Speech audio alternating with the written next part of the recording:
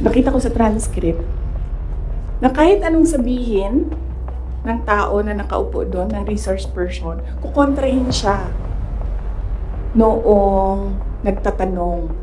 Walang tamang sagot sila at tanggapin. Kahit yung COA na mismo ang nagsabi kung ano yung trabaho niya, hindi nila tinatanggap na sagot. Kasi bakit ba? Kasi nga, sa simula, sinabi ko, gusto nila mag-impeachment. Hindi nila magawa kasi wala silang kaso for impeachment. So, ang ginagawa nila dyan, nag-fishing sila na nag-fishing, hahanap sila ng hahanap. Alam nyo, before ako umupo, alam ko, impeachable officer ako. So, binasa ko yan. Ano ang impeachment? What are impeachable offenses? Ano ang pwedeng gawin mo na ma-impeach ka? Binasa ko yan lahat. Si BBM, sabihin ko sa inyo, may listahan ako ng 5 bagay na impeachable offense niya. Pero sa tingin niyo, papasa diyan sa House? Of course, hindi. Hindi ko naisip na ganun kalala yung insincerity. Nangangampanya kami. So, pag nangampanya ka, meron talaga yan. Natural yan na magdala ng papel. Ganito. Pag ikaw politiko ka, alam mo na yan. May magdadala yan ng papel. Sometimes, ganito, naka-envelope. Sometimes, folded paper maliit. Iba-ibang, So, daming tao, may isang matandang babae. Dala siya. Tiningnan niya. Ayaw niya tanggapin. Ayaw niya kunin yung papel. So, ang ginawa ko, para that person will not feel bad, sabi ko, ako na lang. Ginawa ko. Mabilis lang kasi yun. Kasi, motorcade. So, mabilis yan. Pag ganon, gumanon, ginanon, ako na lang. Tapos, tinanong ko, may number. Sabi niya, meron. Pag politiko ka, alam mo na yan dapat. So, doon sa truck, binasa ko. 1 page lang naman, binasa ko. Simple. Request of 5,000 pesos for livelihood. Tumingin siya sa akin. Sabi ko, ako nang bahala nito. Maliit lang na bagay ito. Ako na. Sabi niya, okay, sige. Yan lang.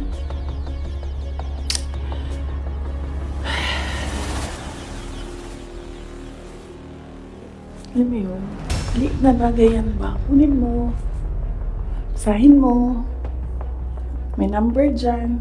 Tawagan mo. And then you say, okay. Ano ang mga documents na kailangan namin? Okay, bigay mo. And then, okay. Complete documents. Ayan, tapos. Ano mo, for some people, wala lang yung 5,000. But for other people, 5,000 is everything. Alam mo, merong governor ngayon, hanapin niyo siya. Hindi siya nag-BBM. Kasi, at first ayaw niya sabihin. Kaya ayaw ko sabihin yung pangalan niya kasi ayaw niya talaga ikwento. Pinilit-pilit namin siya. Bakit ayaw mo mag-BBM? Bakit ayaw mo mag-BBM? Ayaw ko sabihin kung sino yung kasama ko. Pero, may kasama ako. And then, bakit ayaw mo ng BBM? Sabi nung kasama ko, kausapin natin ito, iupo natin itong governor na ito. Sabi ko, okay, sige. Bakit ayaw mo mag-BBM? Sabihin mo sa akin. Bakit ayaw mo? Ganon din ang kwento ng governor. May ibang version lang, konti. Hindi straightforward na ganon. Ang kwento ng governor, siya nakita ko with my own two eyes kasi ako yung nag-i-escort sa kanya. And for that reason, hindi ako mag-BBM. Okay na, nasabi ko sa kanya, okay din na magsara ka na lang. Nasabi niya, sige, ikaw na lang problema.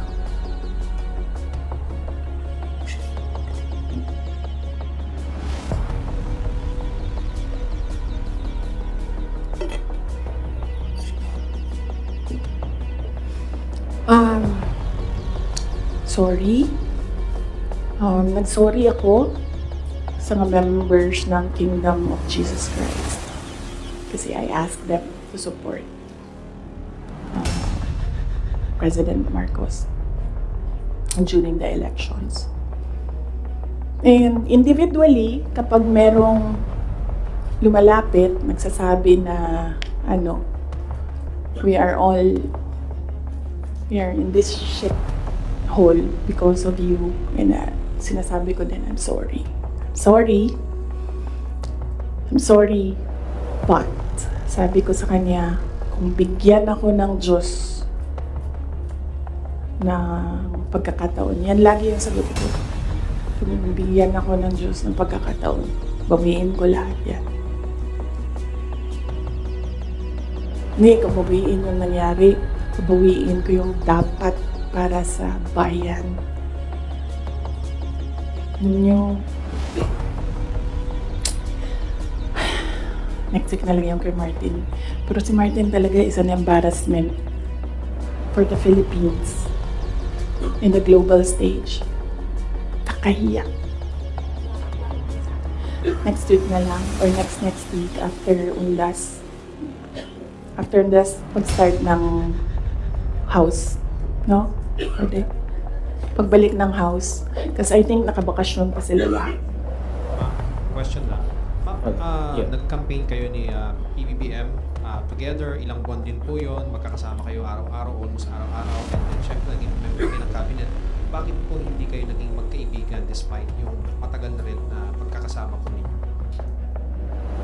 Ni President Marcos, hindi talaga kami magkaibigan.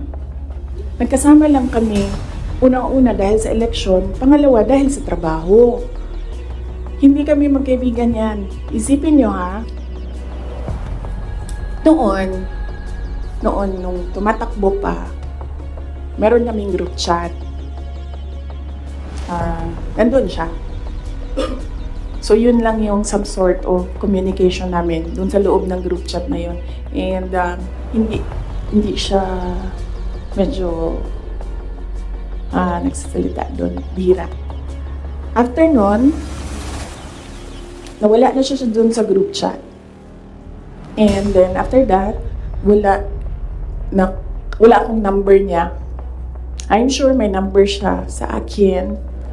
Kasi, syempre, nandyan yan sa mga staff mo, sa aide mo, diba? Yung number ng Vice President. Pero, wala kaming,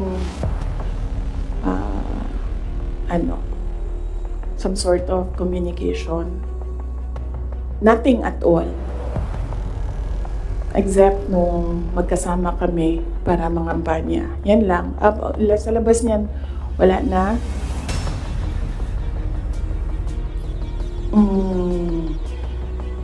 Nagkakausap lang kami dahil sa trabaho.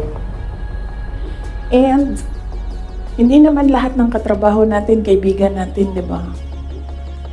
Nandun lang tayo kasi meron tayong kailangan gawin para sa kumpanya, para sa organisasyon. In our case, nandun kami kasi may kailangan kaming gawin para gumanda, gumaling, maging sustainable yung Pilipinas. So, yun lang yun. Dati naiimbita ako sa kanilang bahay dyan sa Malacanang, Bahay Pangulo. Dati naiimbita ako sa Bahay Pangulo. Pero I was just tolerated. Kasi may gamit naman ako. Alam mo yun? I'm useful to them. So I was just tolerated. And alam ko naman yun. But wala naman problema sa akin yun. So as long as I can do my job sa DepEd, tsaka sa Office of the Vice President, mabigay ko lang yung promise ko, tataporma ko, promise ko sa bayan. Magawa ko lang yung kailangan gawin para sa education sector. Walang problema. You can tolerate me all you want. You can invite me sa mga gatherings nyo. Pero I knew I was tolerated. Because Lisa Marcos is another story. Unahin muna natin si Martin Romualdez. Oh. Kaya nga sabi ko, sabihan niyo sila, huwag nila banggitin yung pangalan ko. Yes. Is Marcos part of dun sa sinasabi mong time?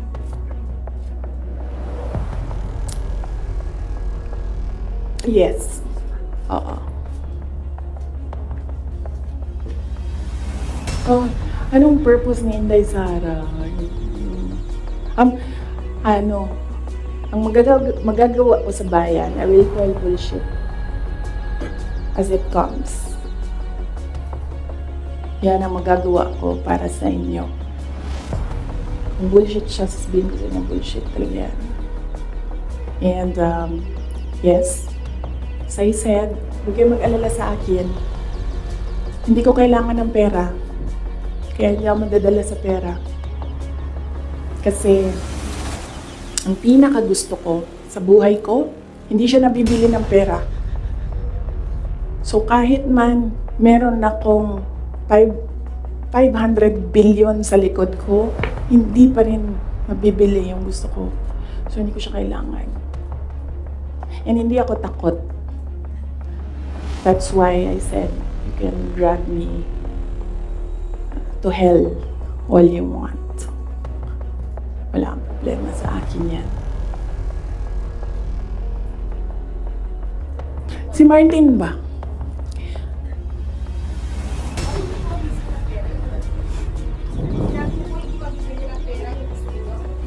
Ayaw ko sabihin, masyado ng personal yan, ma'am. Masakit na nga sa akin na kailangan ko magsalita kwento. Masakit na nga para sa akin na ikwento ko from 2016 to 2021, anong nangyari sa mga group chat na yan, mga papel na yan, masakit siya. I don't like talking about my life. Gusto niyo pag-usapan ng pagbabago campaign, tree planting namin? Ayaw niyo.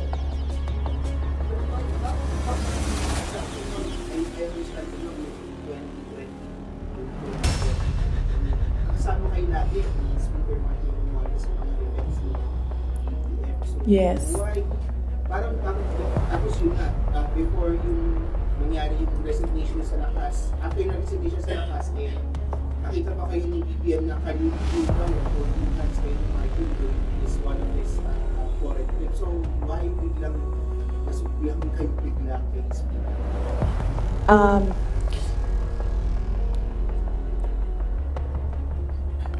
That the time, na-ambush niya ako ni Martin. Tingnan mo yung footage. Di ba nakaganyan yung kamay ko? Kasi hinihila ko yung kamay ko. Hindi ko naman siya mahila pag ninaganyan, diba? Nilalagyan ko ng force kasi hinihila ko. Hinihila din niya. So, naisip ko, okay, fine. Huwag na natin bigyan ng sakit ng ulo ang presidente kasi ang dami niyang kailangan gawin para sa bayan. Apparently, wala. Pero, at the time, huwag na natin, for me, sabi ko, okay, sige. Ayoko maging headache sa ibang tao. Ayoko maging pabigat sa ibang tao. Ayoko na maabala ang ibang tao dahil sa akin. So at the time, although hinihila ko yung half-hearted din yun na ginaganon niya. So okay, sige. May red flag din yan sa Martin. Katabi kami niyan sa airplane nung kampanya. May sinabi ako sa kanya, may sagot siya sa akin. Pero yes, imagine niyo, meron tayong speaker na on record, on paper, in another country, na tumanggap ng suhol. Kaya.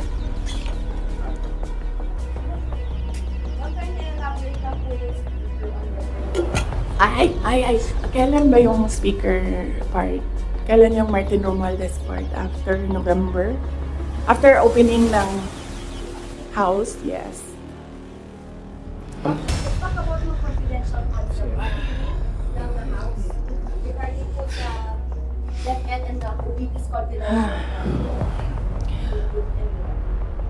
Ay, yes, as I said, antayin natin yung next hearing ng House, Good Governance. Masyadong maaga sagutin sila. Walang lumalabas eh. Gusto ko lumabas so that pwede akong magsalita. Wala. Kahapon, wala naman. All lawmakers were questioning about the Yes. Ang position ko dyan, sa DepEd, hindi na ako nakikipag-usap sa kanila doon. Sabi ko, kayo nang bahala kung ano gusto nyo gawin dyan. Pero dito sa Office of the Vice President, sinasabihan ko yung mga tao na kapangalan. Kung ano yung gusto mong gawin, yun ang susuportahan ko.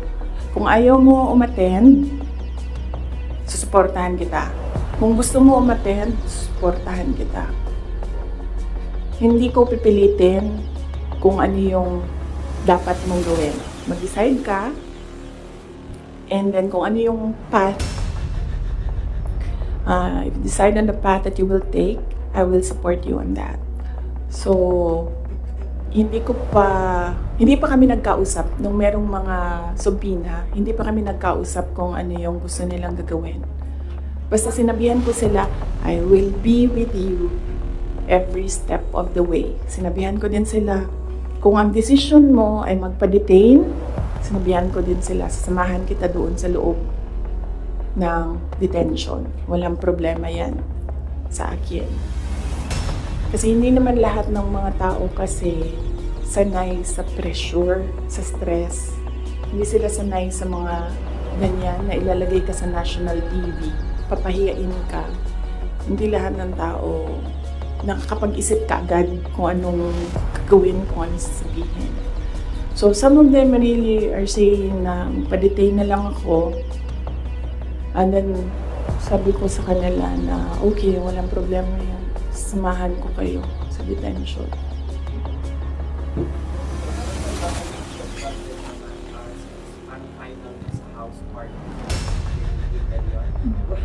What would that mean for the OVP satellite officers? Would that mean like total shutdown? Inaantay namin yung GAA. So, pag nandyan na yung General Appropriations Act, alam na namin kung ano, ilan. And then meron na kaming mga options ngayon. Unfortunately, hindi namin siya ma-finalize kasi yung mga options namin. Kasi hindi namin talaga nakikita kung ano yung nasa batas. Hindi pa kasi batas yung GAB. So, antayin namin. Pag nakita na namin kung ano yung numbers, then pipiliin na namin anong options para sa Office of the Vice President. But rest assured, patuloy yung trabaho ng Office of the Vice President para sa bayan. Kung ano man yung kaya namin base sa kung ano yung budget, ibibigay namin yan sa taong bayan. Last question, please. Lawmakers were questioning about yung 16 million pesos po na dinasta ng OVP, particular confidential funds in 2022 po, na nag-start 11 days para daw po sa rental ng safe houses. One lawmaker even asked po na yung 5 million naman po na nagastos ng 2023 sa third quarter po ng OVP confidential funds. Natapos lang po sa loob lamang ay sa loob ng 79 days. So parang nakakapagtaka rin daw po sila na bakit po 16 million pesos nagastos po sa loob lamang ng 11 days. So, can you give us an explanation po kung paano po ba nagasta nga raw po itong particular confidential funds? Okay, sige. Last question na yan, ha? Last question na yan. Last question. Okay. Unang-una, nag-explain kami lagi sa Commission on Audit kung paano ginastos yan. Lahat ng hiningi ng Commission on Audit, binigay namin. Meron kaming mga hindi nabigay, sinabihan kami ng Commission on Audit, kailangan namin yan. So, we fully cooperated and participated and submitted to the Commission on Audit with regard to the confidential funds. Alam niyo, hindi nakakapagtataka sa gobyerno ng gumastos ng millions araw-araw. Kami doon sa DepEd noon, pumipirma kami billions in one day para maglabas ng pera. So, hindi nakakapagtataka ang 5 million, 10 million in a day. Pirma lang yan. Tapos lalabas na yung pera. Ibabayad na yan kung saan yan ibabayad. And then, babalik na yung documents para sa ganyan.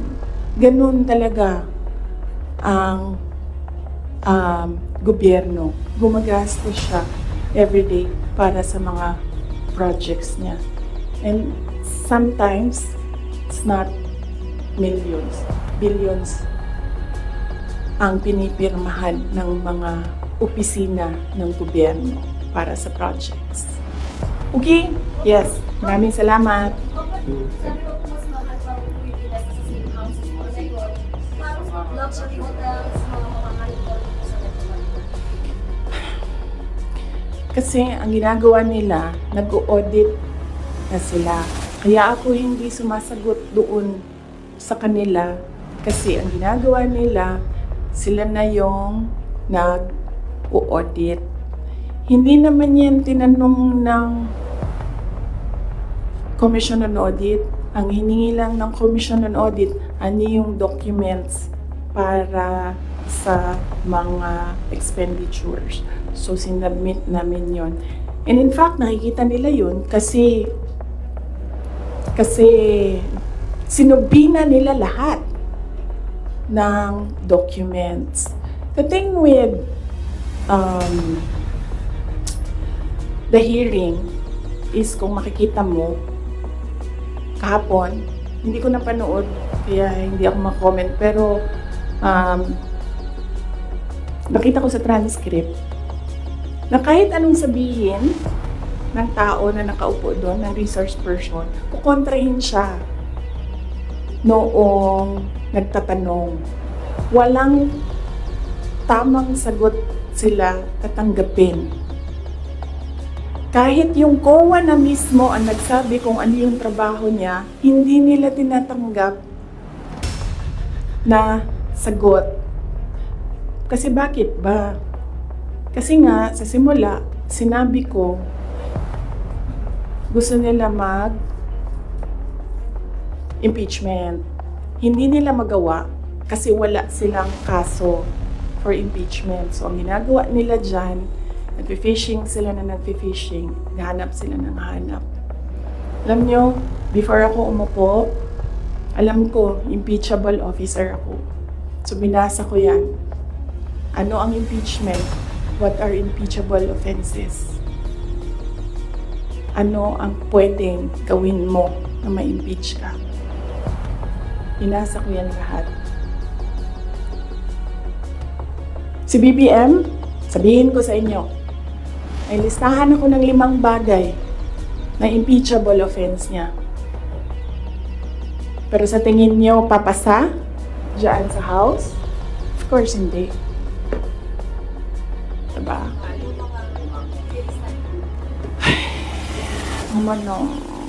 Last question. Last Hindi ba kayo question. napapagod? I mean, Last question. grabe ang energy ninyo. Hindi. DepEd official.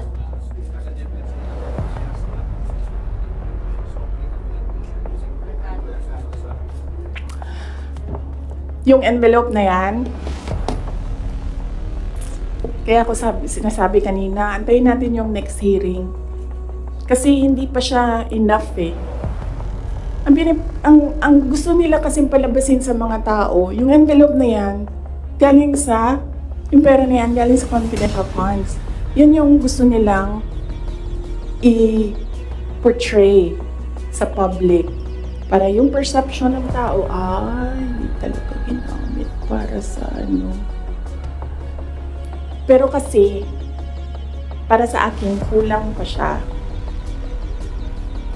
So, inaantay ko yung next hearing.